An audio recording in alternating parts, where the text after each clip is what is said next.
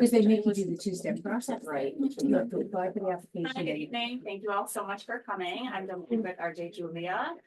I'm really excited to introduce Joe Conason tonight.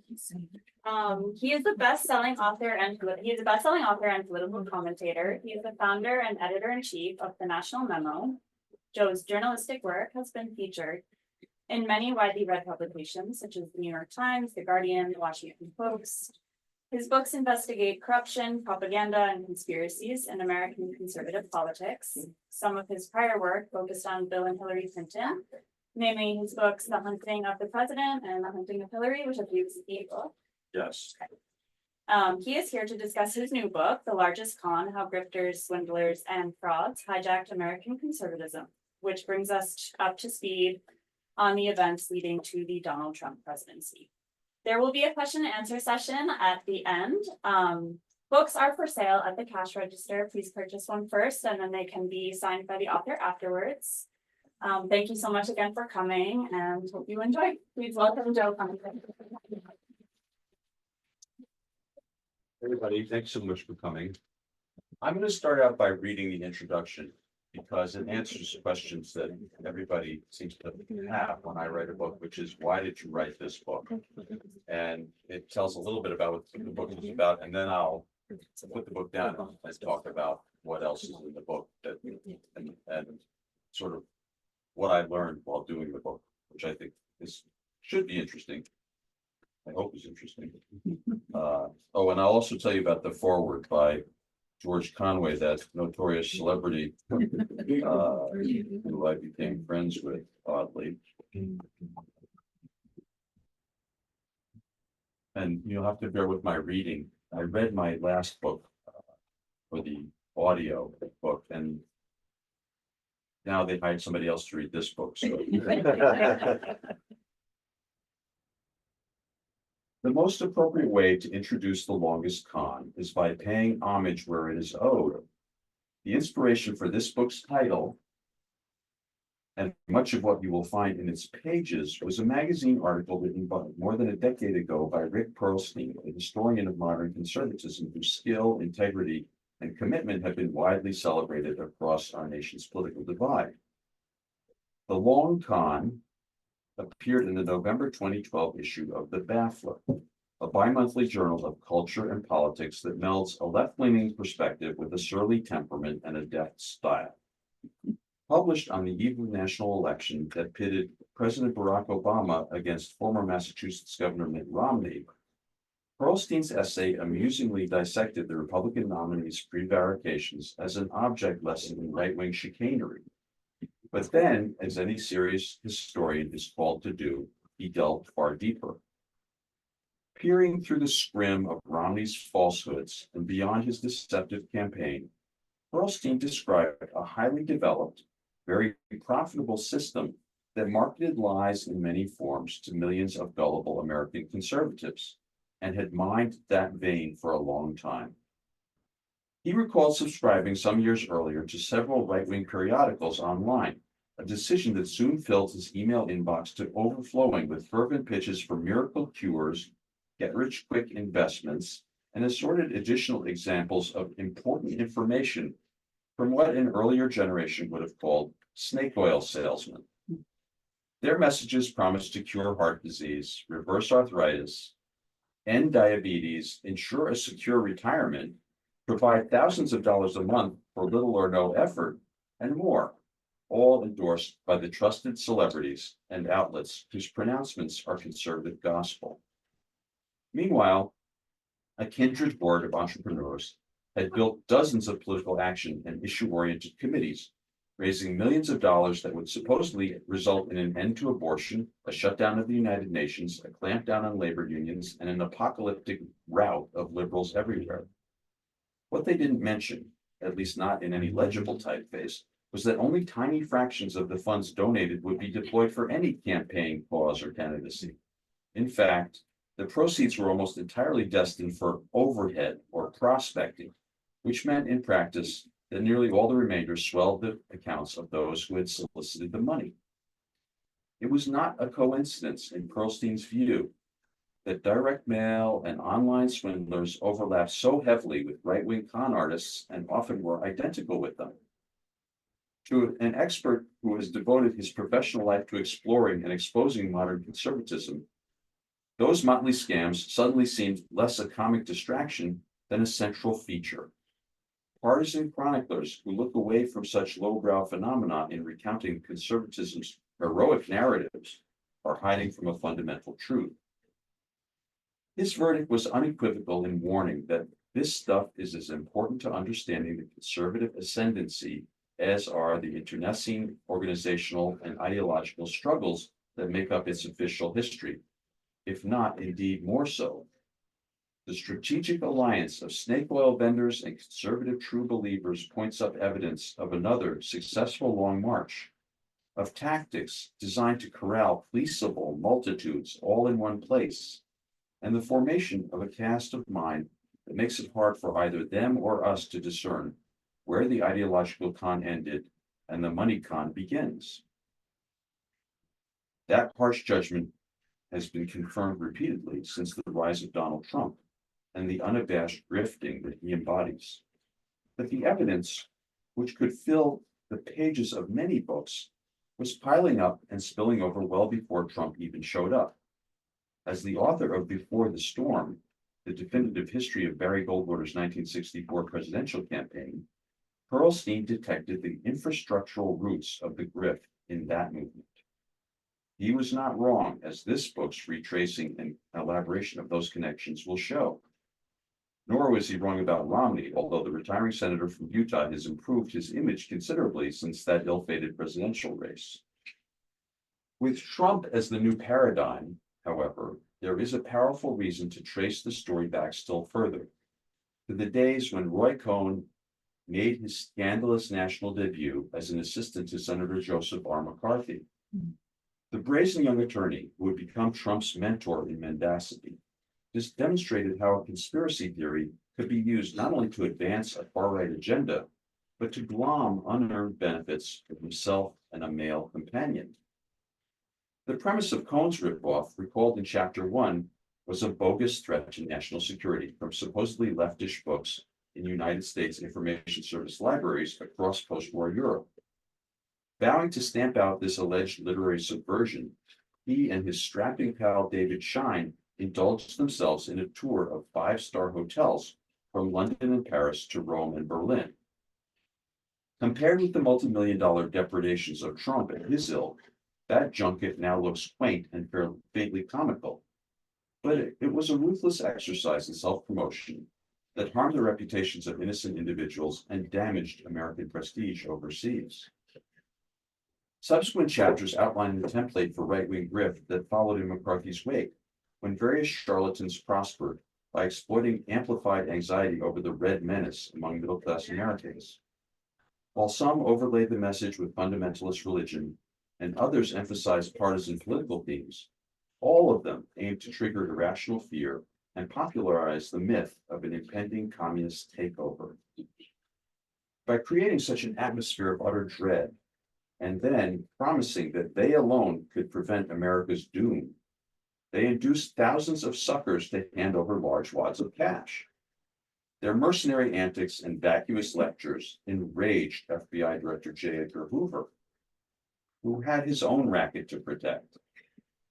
Even Hoover understood that insofar as communism posed a challenge to the West, those con men had no idea how to oppose it and could only discredit its adversaries. Out of that environment of delusion and paranoia emerged the Goldwater movement and its leaders, and with them came direct mail dynamo Richard Viguerie, who had served as an early fundraiser for Billy James Hargis and his Christian Crusade. The commercial and political success of Viguerie's enterprises stimulated scores of imitators as the grift metastasized continuously into different forms.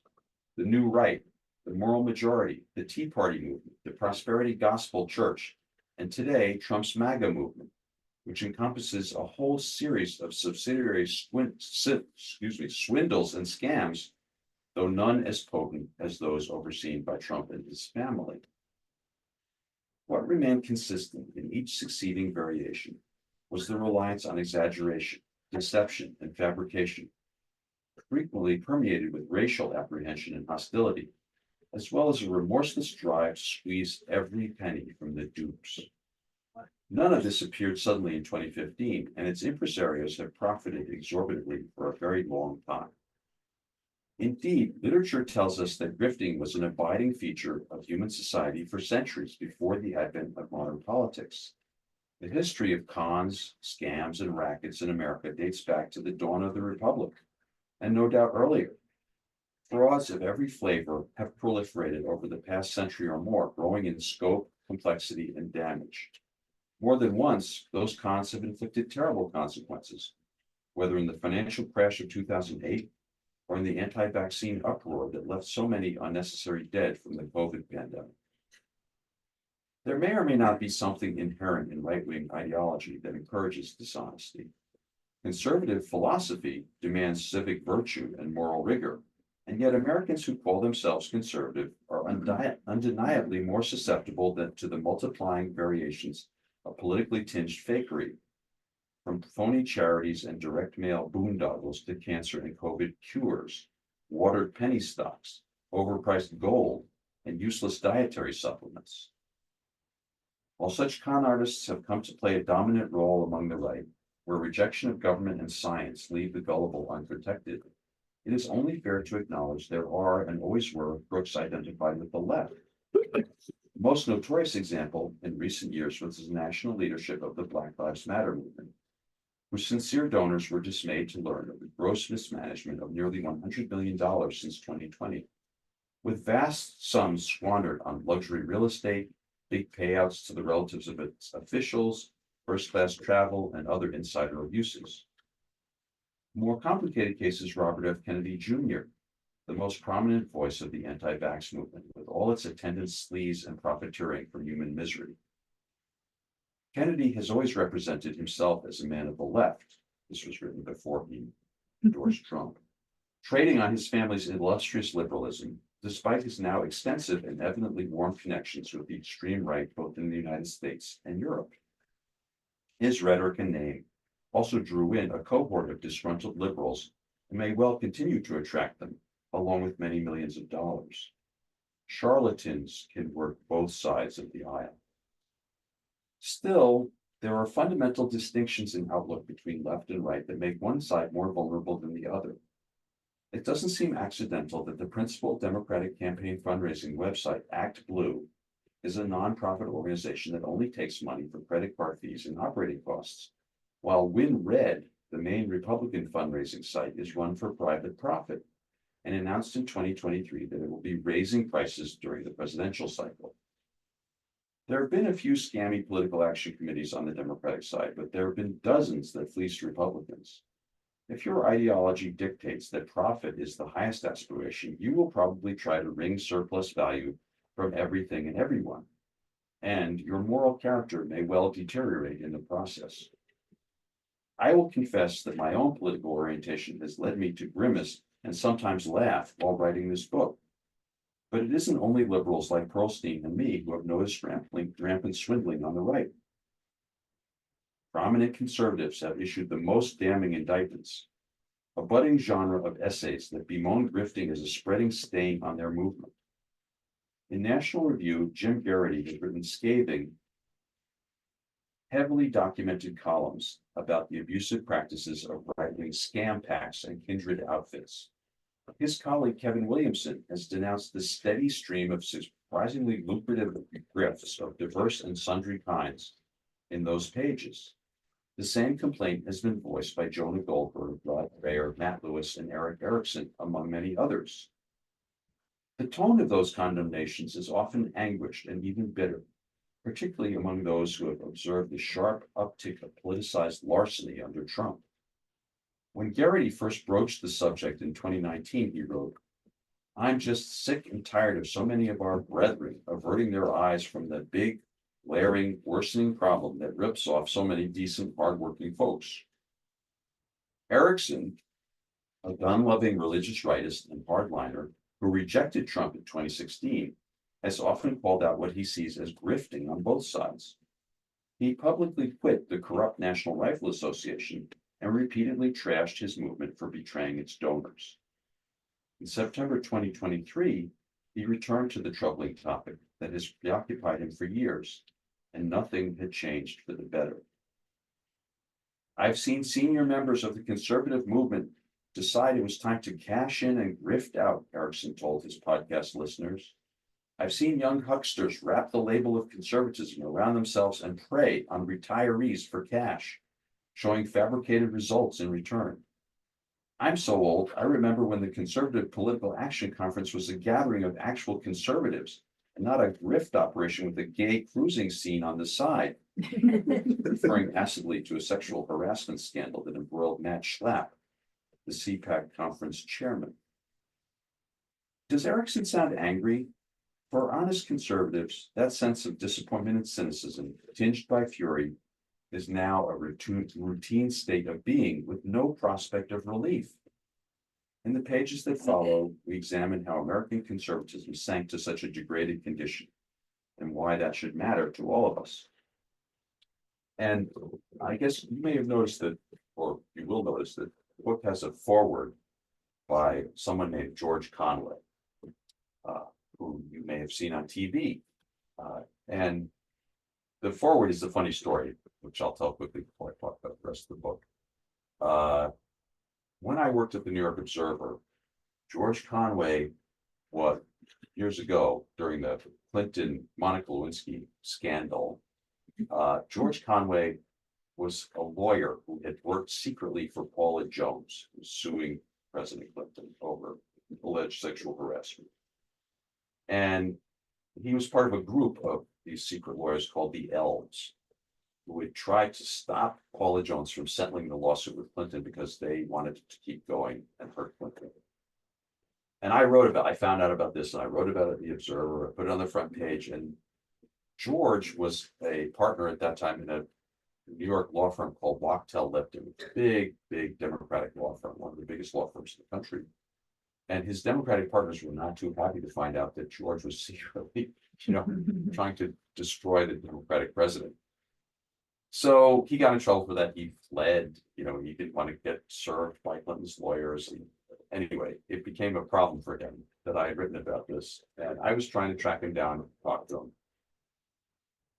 Flash forward, I finished the draft of this book. And I said to my wife, Elizabeth, I need a never Trump conservative to write a foreword to my book, because because a lot of the book is conservatives talking about crooked conservatives. I said it'd be perfect to have a never Trumper. And she's like, well, why don't you get George Conway? He's really funny. And I follow him on Twitter. And I said, well, George Conway hates me. He follows me on Twitter. I follow him on Twitter, but we've never spoken, for 25 years. And since I tried to interview him, she said, just give it a shot. So I reached out to him, and lo and behold, I get him to, so someone said, oh, then I learned that I'm going to moderate a panel for the New Republic, and that George is going to be on the panel.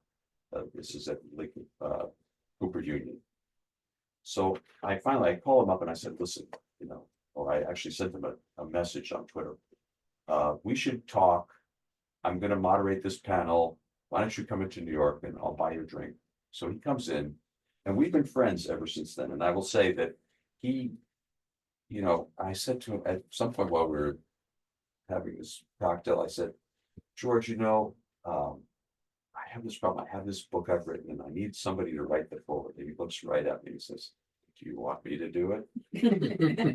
I said, well, now that you mention it. So he did. It took some time to get him to actually do it, but he did it, and it's very good. And we've become better and better friends. And one of the reasons I mentioned that just quickly is because we've talked about this. Our friendship, we disagree still a lot about politics. I mean, he's not a liberal by any stretch.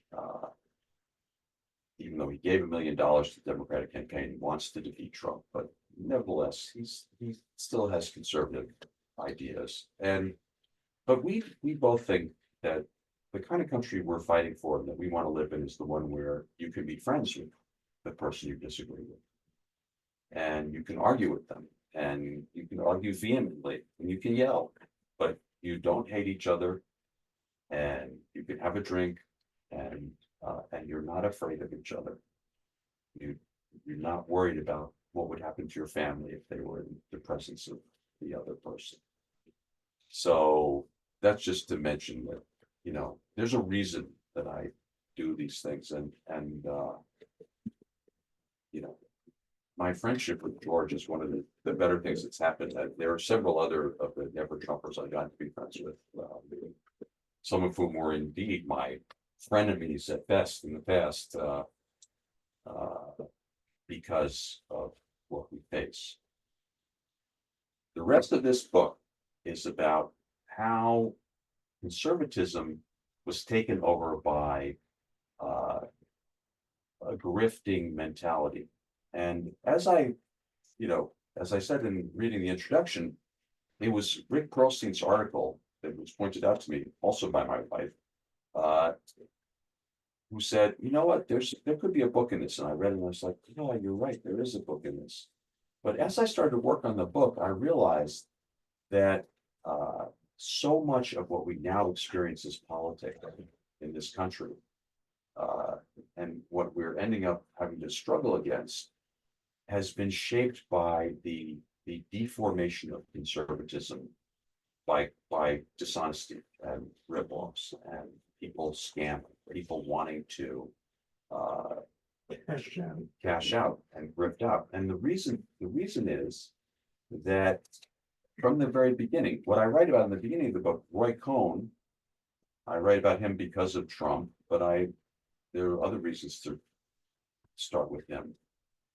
But he represented what was at the time a paranoid idea about communism that became a huge cash cow, not for him, but for a bunch of other people that I read about in this book.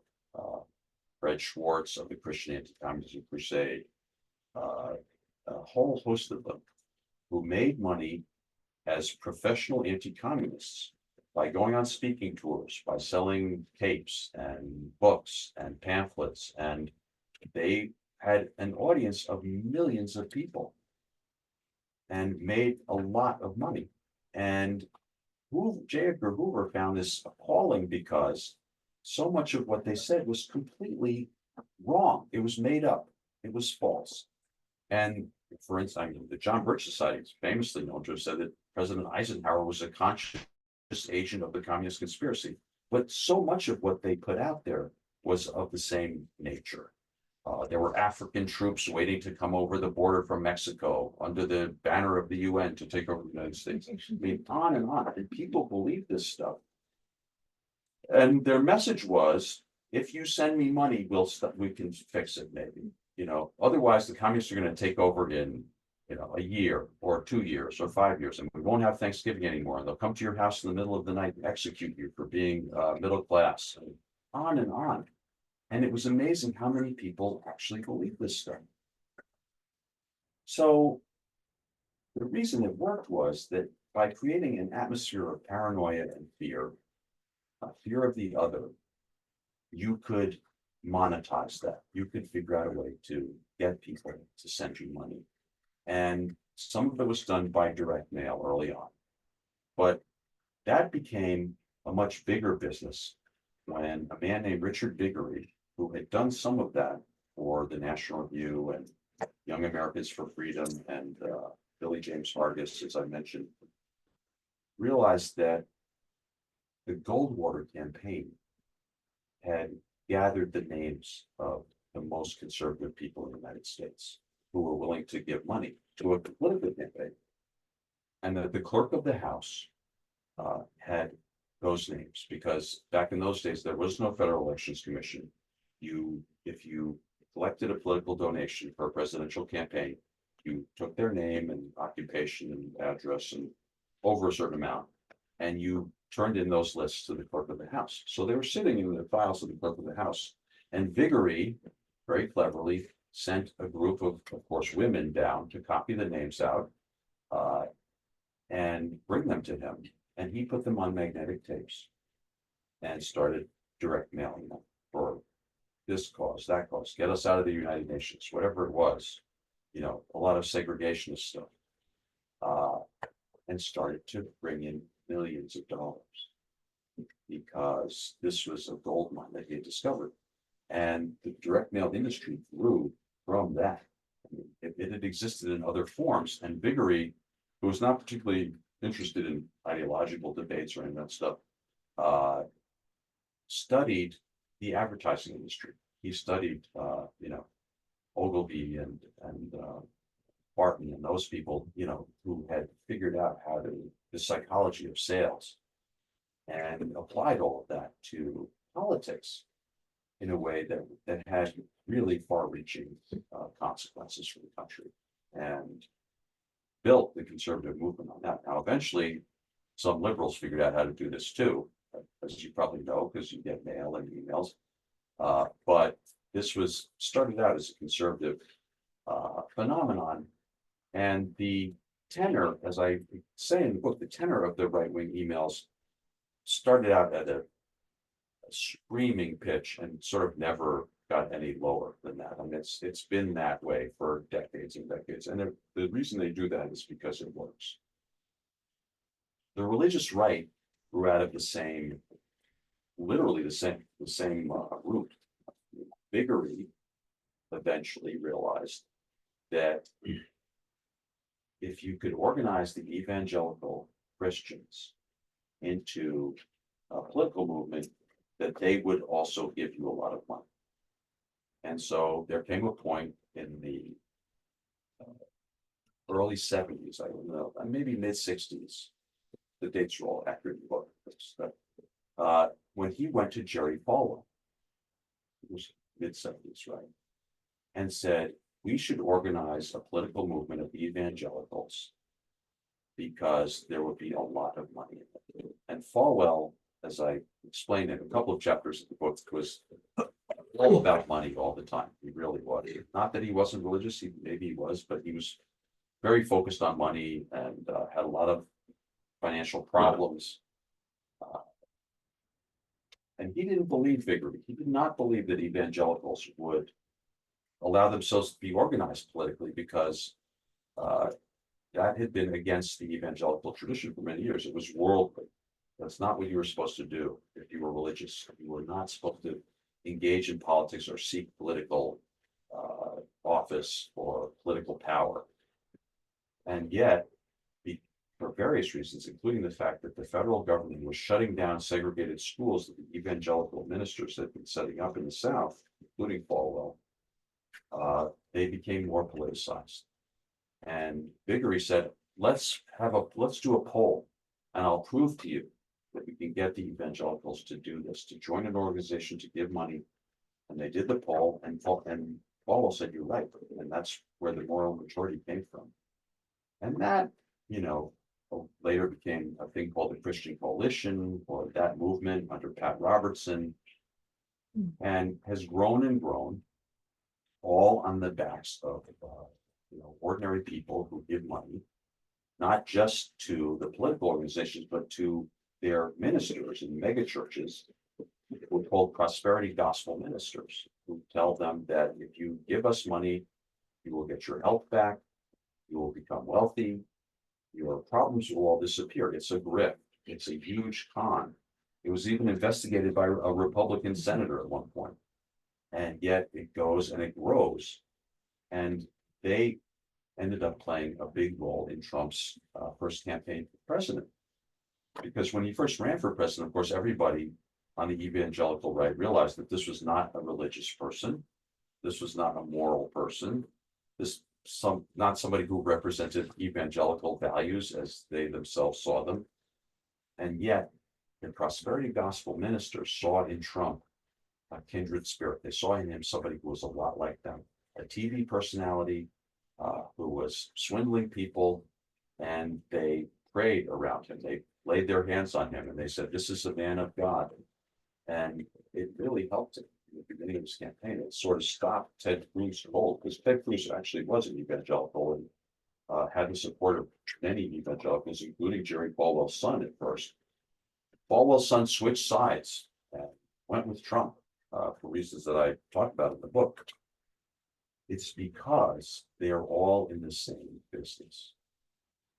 Flash forward, a group called the National Conservative Political Action Committees, founded by Roger Stone, among others, very successful at applying some of the same techniques that Bigger used to electing right-wing leaders, including Ronald Reagan, and made a lot of money as there was tremendous corruption in the Reagan administration. Roger Stone was one of them. And he, at that time, was beginning to introduce Trump into politics. Trump was a fundraiser for Reagan and via Stone, and Roy Cohn, who was a friend of Reagan as well. One of the reasons I brought Cohn into the conversation, and Stone is another good example of this, is because you can see the moral degeneration of conservatism in their careers. Roy Cohn, as I explain in the book, was an incredibly crooked lawyer in New York. He was taking payoffs through the Parking Violations Bureau. He was swindling his own clients. He was eventually disbarred for this reason. And everybody in New York knew it. And nevertheless, he was entertained in the White House by President Reagan. He was deemed a friend by Bill Buckley, who had a big party to celebrate Roy. There was a culture of impunity on the right that allowed people to do pretty much whatever they wanted. And this was also true of Roger Stone and eventually many others, including Trump, that it doesn't matter. If you are putting forward the paranoid and almost violent version of conservatism, which doesn't deserve the name conservatism anymore, the right-wing, angry right-wing perspective, and you become famous enough doing it, all is forgiven. You can get away with pretty much anything. I mean, when Trump said I could shoot someone on Fifth Avenue, I mean, I hope it doesn't come to that. But in fact, you can make fun of some of the fact that Nancy Pelosi's husband almost was beaten to death, and nobody minds. That's okay, because you're on their side of the aisle. And this continued into the Tea Party movement, which was the precursor to Trump, and which was from the very beginning a platform for crooks and con artists. All of the Tea Party committees that sprang up after Obama was inaugurated were grifts and cons. And I go through this in the book. I'm certainly not the only one to say so. Lots of conservatives have lamented this fact. They were at war with each other, which is one of the funnier things in the book. By the way, I try to make the book as funny as possible because I think it is amusing how much the right wing falls for these cons and scams. But they were at war with each other. The stuff that they did to each other, including fomenting sexual scandals about their rivals in the Tea Party movement, is quite amazing. And it formed the fertile ground for the rise of Trump himself in the birther movement, which was a part of the Tea Party movement. And you may recall, Trump seized on birtherism as the means to advance himself politically, or to test the waters politically. And it worked.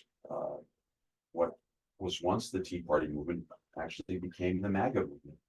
And the Tea Party leaders have said so themselves. It's very clear they've learned how to transfer their grifts and cons to being subsidiaries of Trump, and he's approved some of them the way a big corporation might let somebody have a franchise. There are a couple of them who have MAGA franchises with Trump. Trump himself, I mean, the reason that there has to be this mentality of grifting and scamming and conning is that Trump himself is an enormous fraud. He is not a billionaire, most likely, although he did get rich again from his TV show.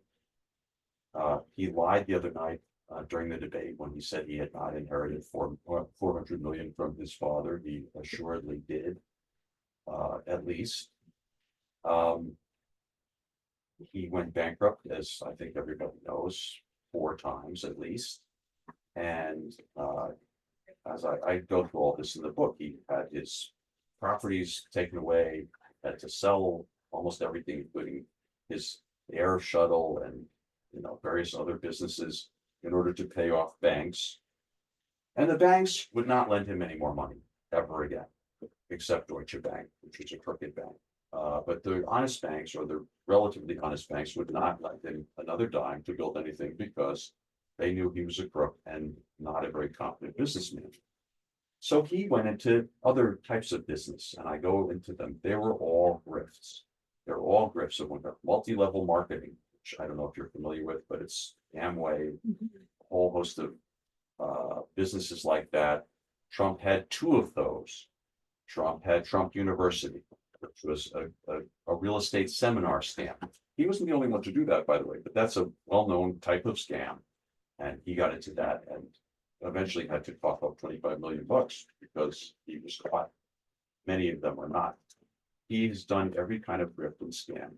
And the reason that people believe in him and he was able to perpetrate those scams is because of what I call Trump, quote, Trump, unquote, as opposed to the actual Trump.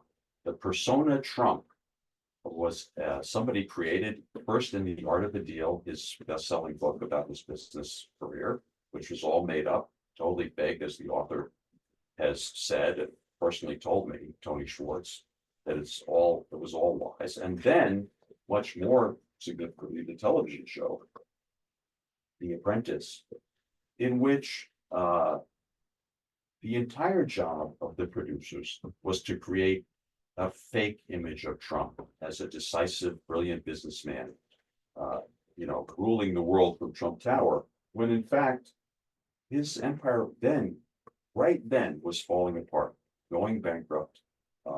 They couldn't replace the furniture in Trump Tower. It was all very shabby. They had to bring in sets and build them so that they'd have something that looked like, a billionaire's office. And not having watched The Apprentice when it was on TV ever, because I thought it sounded like boring bullshit. And I knew Trump. I knew a lot about Trump. We had covered him in the Village Voice when I worked there. I knew he was full of it.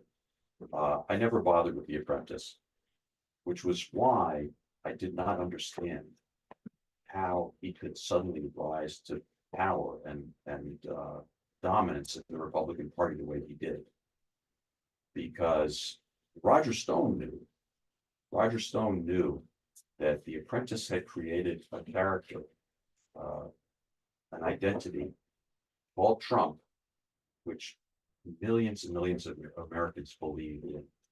It had no basis in reality, and yet it was extremely powerful. And that is the part of cons and scams, and that's why we're in the predicament we are today.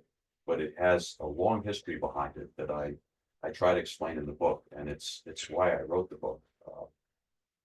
Ultimately, when I realized that this would explain so much of how we got to where we are. And anyway, I hope you read it and enjoy it.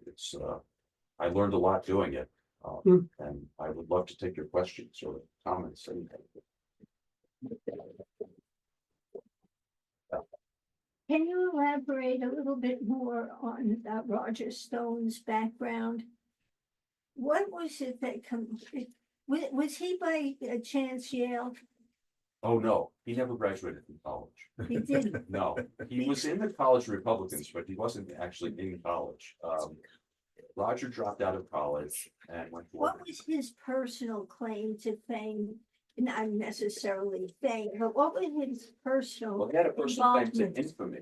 He had what? He had a personal claim to infamy, which is that when he dropped out of school, it was to join the Nixon campaign in 1972 as a budding dirty trickster.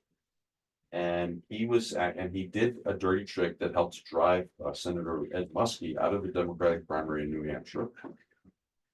And a couple of other things. And he was investigated by the Senate Watergate Committee and the Watergate prosecutors, and they didn't feel that they had a case against him. But nevertheless, he became notorious as a. Thank you for writing. Sure, thank you. He became notorious as a dirty trickster and con artist. But in the Republican Party, even then, that wasn't necessarily a bad thing. In fact, he was seen as, kind of ruthless, hard-hitting, you want to get somebody, you get Roger Stone, and that's when they formed the National Conservative Political Action Committee, which I mentioned before. That was the orientation of it, which was, we will do any dirty trick to defeat a Democratic senator. We'll make up stories about them.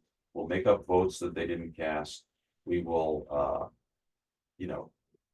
lie about them in mailings in order to help defeat them. And we're not afraid to do it. Roger was part of that. So was Paul Manafort, who you may remember going to prison for Trump and then getting pardoned. He and Roger were partners in the National Conservative Political Action Committee. Lee Atwater, the late Lee Atwater, was one of the most ruthless political operatives of all time. Even though he later apologized when he had brain cancer, but still, that was Roger. That's Roger's background, and I knew him pretty well at that point. I got to know him. Cause his In name, fact, I still talk to him during the first Trump campaign, because he would call me up and complain about other people in the campaign. He's the kind of person, he's like the scorpion, who can't help stinging, no matter what, the circumstances are. So I kind of wish I'd recorded the things he used to say to me about Trump, who he admired in a way you could be sold as a product, but also thought was very stupid. And he would tell me all the time how stupid Trump was and what an idiot. And if I didn't tell him what to do, he wouldn't know what to do, all that kind of stuff. well, the stupidity of Trump was very prevalent around, or very out in the public media, when his father died. If you've never read it, I highly recommend that you look at the New York Times just a day, 2 days, 3 days after his father died, and how they painted Trump and about the money from the father and the money Trump did not have. It was just it's fascinating. Well,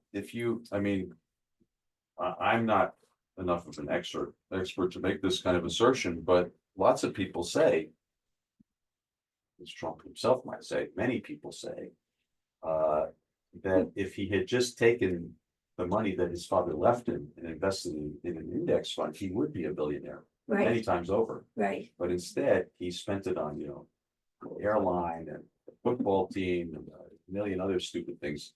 So yeah, he's not the brightest bulb. Anybody else? Sorry. I have a question. Yes. For the New Yorkers in here. Those of us who were coming up when Trump was around, and he was a very visible figure on the scene. Anywhere from nightclubs, Studio 54, everywhere. I mean, he was everywhere. And why I thought he would never win in 2016 was that, I'm a New Yorker too, and had close enough contact with him. Everybody I knew in New York found him absolutely stupid and vile. I couldn't find anybody who actually liked him. And I naively thought, well, we know him because we've seen him interact and we've seen him lose money and we've seen Atlantic City go down the whole, all this stuff. But I guess I was in a New York bubble. I mean, that the rest of the country was actually willing to entertain this stuff. Lauren is too modest to tell you. Lauren is a friend of mine, but and we worked together at the Village Voice, and she worked for the journalist who did more to expose Donald Trump than anybody else, Wayne Barrett, my colleague and friend. And so, yeah, you knew a lot about Trump. But I thought everybody did. I thought it was just, Yeah. I thought everybody read the Village Voice. Well, But, you know, it was it's just so true that it's obvious. true that lots of people in New For York, so many people, what, Well, tell me what it he is. could never win an election in New York or Right. anything. I mean, he couldn't run for the city council in New York. When he ran in the Republican primary in 2016, he lost his own congressional district to somebody that the voters there had never heard of, John Kasich, the governor of Ohio. And why did he lose? Because they were voting against Trump. There were only two people left in the primary at that time. There were only two choices. And he lost. He lost. I mean, he lost all of New York, obviously, but in his neighbors voted against him in favor of somebody who they could not pick out in a lineup because they didn't want Trump. So yeah, New York, everybody knows and has always known. But let's see, the New Yorkers also probably didn't watch the TV show. Like, No. you know, people in Manhattan, I think that the viewership of The Apprentice in Manhattan was probably pretty low, and the rest of New York City as well, and the surrounding area, because they knew about Trump and they're like, no. But then speaking of marketers, NBC must have said, well, he can totally get an audience anywhere but New York. What the hell? Let's throw on this TV show. And Let's it keep grew. renewing him. His audience for that reality show that I've never watched Yeah. grew. And Yeah. it was the response He of made an the enormous amount of flyover money. country. He was able to repay half his I mean, debts this is on that the show. irony of this show is that the show is about a successful businessman who doesn't exist. But the show itself made him wealthy again, right? It brought Yeah. back money that he had let hundreds of millions of dollars that he had squandered. So that was the sort of meta narrative of the show. But yeah, I mean, the show grew out of the book. You remember the book, The Art of the Deal was an enormous success. I mean, it is one of the most successful business books ever published. By a By con far. man. By far, yes. There's nothing in it that's real. But nevertheless, and it was put together for him by Roy Cohn, by the way, Cy Newhouse, who was Roy Cohn's friend and owned Random House Books, put together that deal after they did a story about him in GQ. And the success of that book was what, inspired the people who put together the TV show to do that. I mean, that was, they knew there would be some audience for this. Plus, the tabloid stuff, his creation of himself as a sex symbol, et cetera. All mythical, if you ask Stormy, but anyway, any other questions? Yeah. Yes. Apparently, the cons and swindles are working because millions of people are buying into it.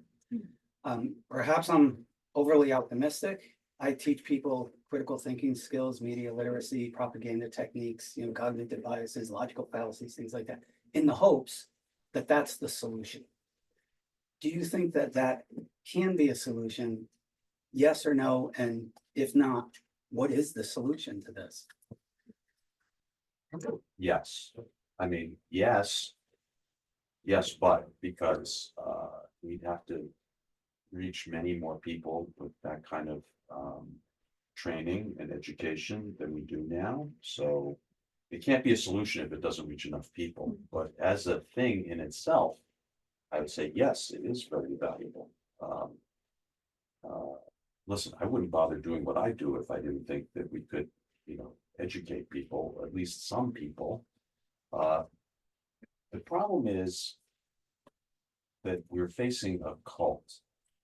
And I used to write a lot about cults. Cults are different than just an ordinary political movement or political opinion.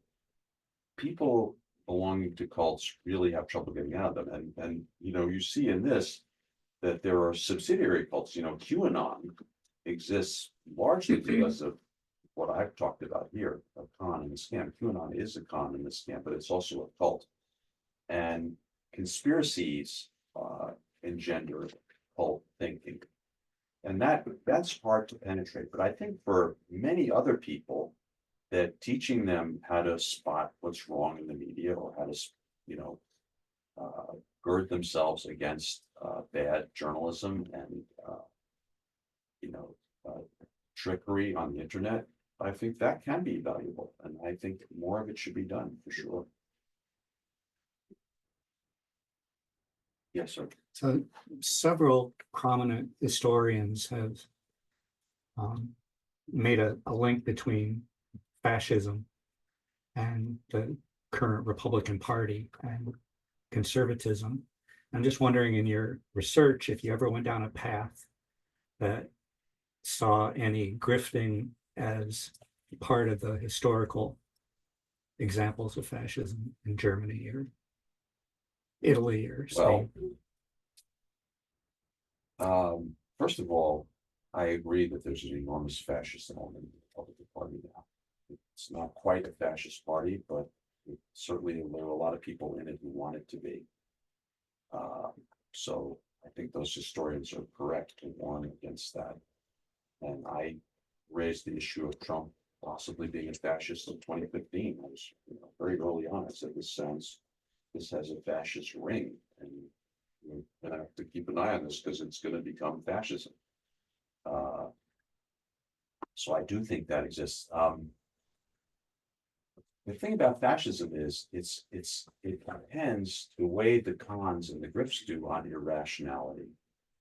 So and conspiracy and paranoia and fear. It's just a more concentrated extreme example. So I think there definitely is a relationship. If you look at,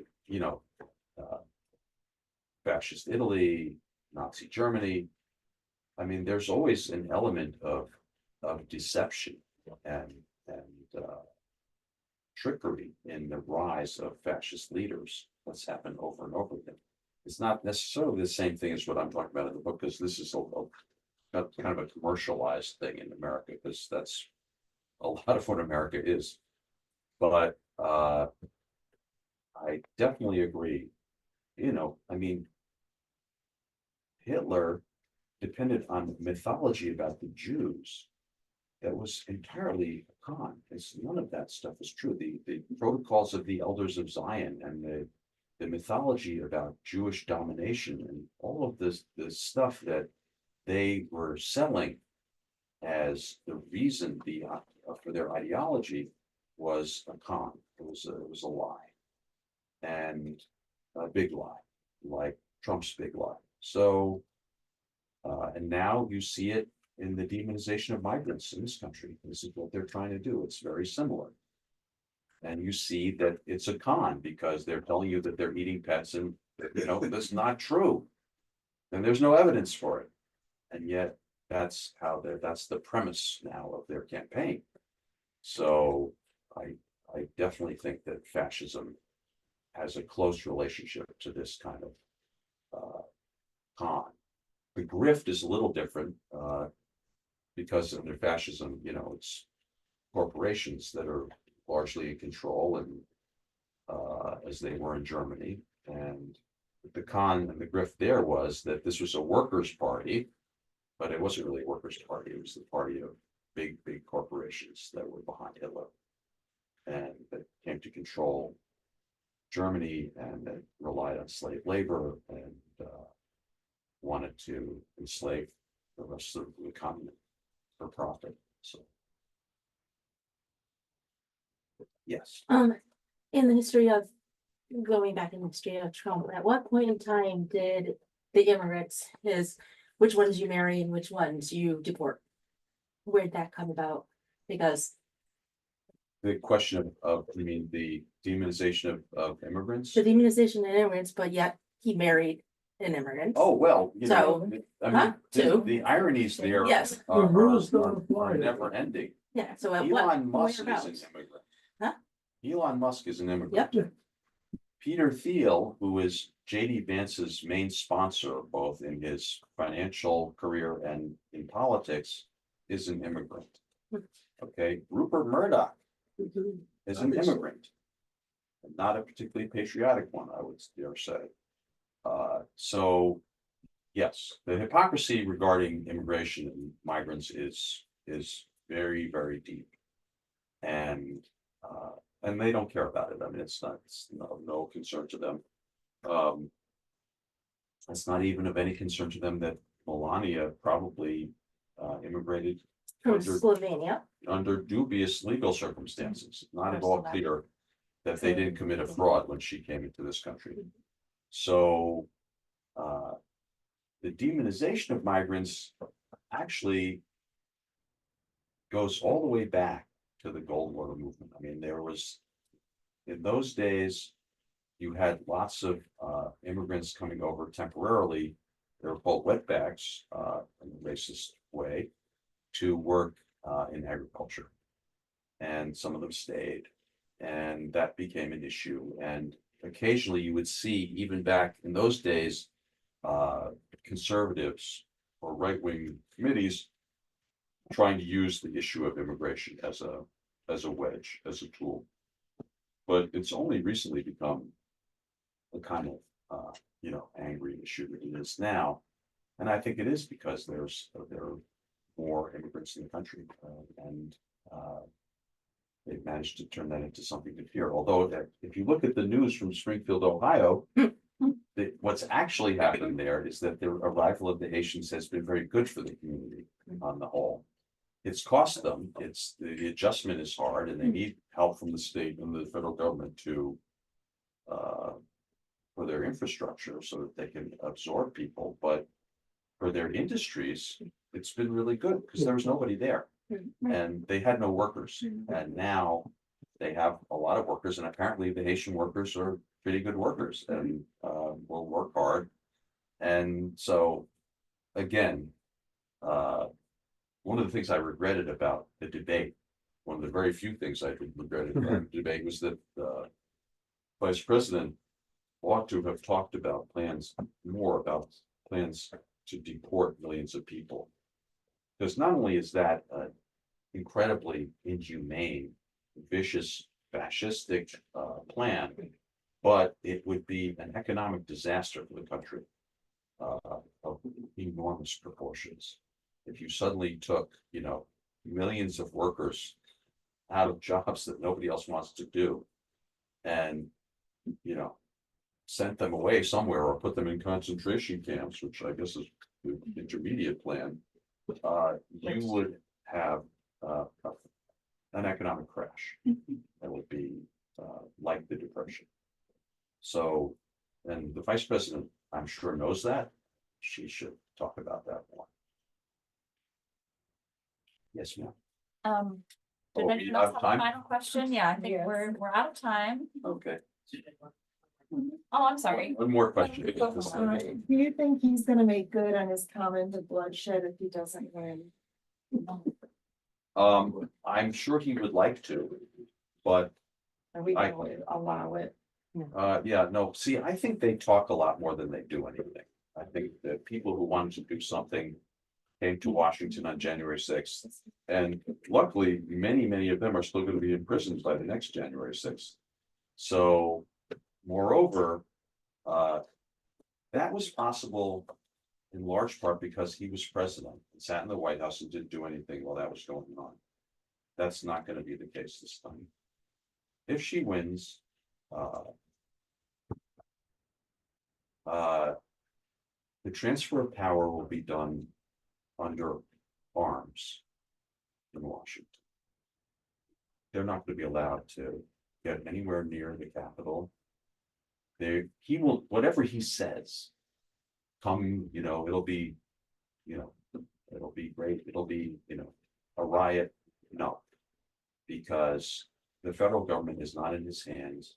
The military is not in his hands. They don't want him anywhere near power. And anything that they try to do, I believe, will be stopped cold.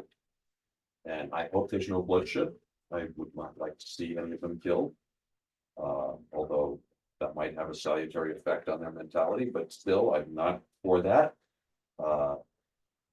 But I don't think they will be able to inflict the kind of harm that they did before.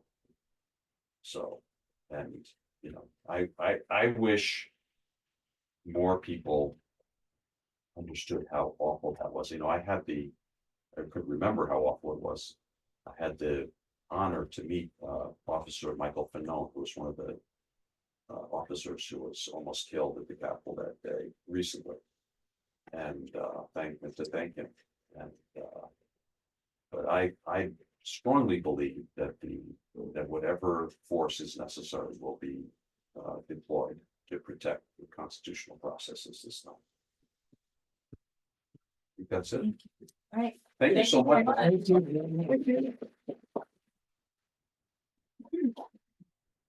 Thank you all for joining us